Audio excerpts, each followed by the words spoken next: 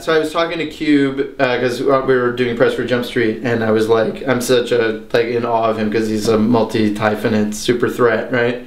And I was like, what? Did you know that you guys were going to change rap music with what you were doing? And he was like, you know what's weird? We weren't.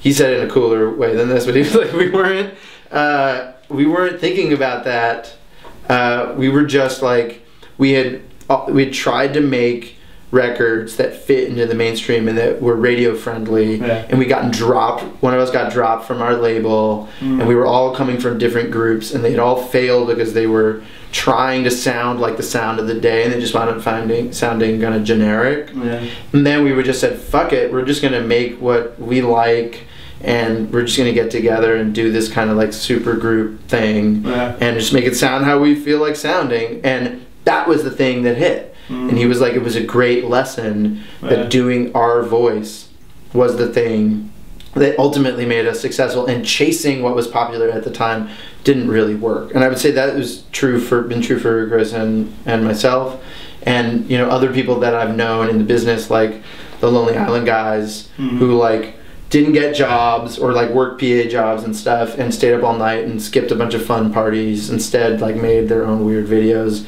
and kept getting better and better and better at it, but it had distinctively their voice. And then they made like a whole movement, you know, and everyone online is now trying to imitate what they did. And they did it in a way that was like had a different feel than any other thing.